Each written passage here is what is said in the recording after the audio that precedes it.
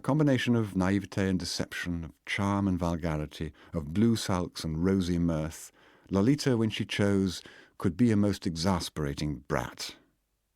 I was not really quite prepared for her fits of disorganized boredom, intense and vehement griping, her sprawling, droopy, dopey-eyed style, and what is called goofing off, a kind of diffused clowning which she thought was tough in a boyish hoodlum way.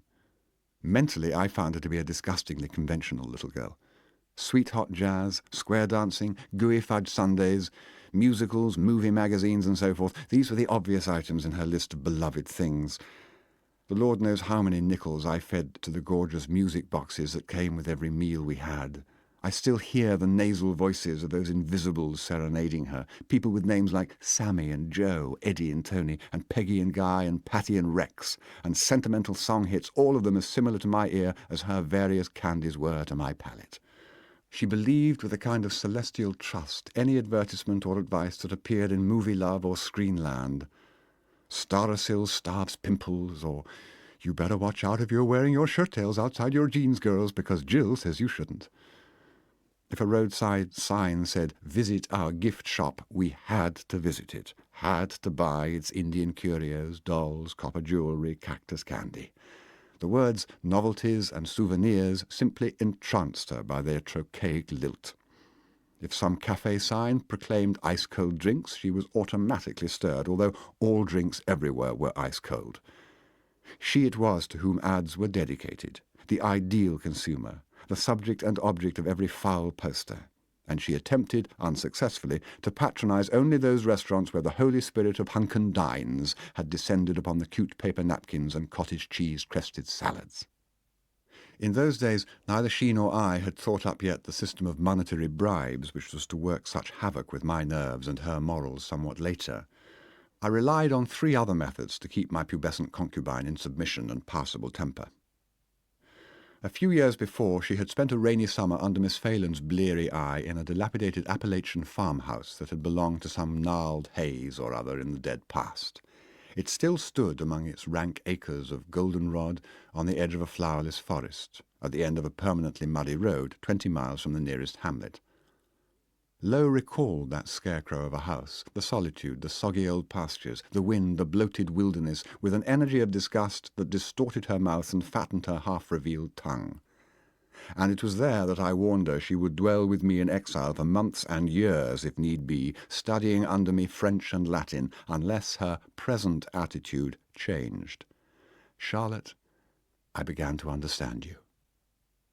A simple child, Lowe would scream no and frantically clutch at my driving hand whenever I put a stop to her tornadoes of temper by turning in the middle of a highway with the implication that I was about to take her straight to that dark and dismal abode.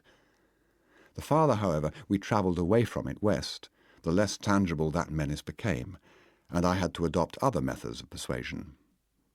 Among these, the reformatory threat is the one I recall with the deepest moan of shame.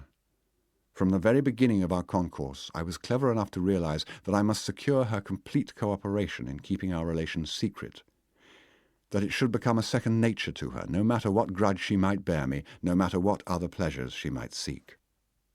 "Come and kiss your old man," I would say, "and drop that moody nonsense. In former times, when I was still your dream male," the reader will notice what pains I took to speak Lowe's language, "you swooned to records of the #1 throb-and-sob idol of your coevals." Lowe, "My what? Speak English." "That idol of your pals sounded, you thought, like friend Humbert. But now I am just your old man, a dream dad protecting his dream daughter. My chère Dolores, I want to protect you, dear, from all the horrors that happen to little girls in coal sheds and alleyways, and alas, comme vous le savez trop bien, mon gentil, in the blueberry woods during the bluest of summers. Through thick and thin I will stay your guardian, and if you are good, I hope a court may legalize that guardianship before long. Let us, however, forget, Dolores Hayes, so-called legal terminology that accepts as rational the term lewd and lascivious cohabitation. I am not a criminal sexual psychopath taking indecent liberties with a child. The rapist was Charlie Holmes. I am the therapist, a matter of nice spacing in the way of distinction. I am your daddum, though.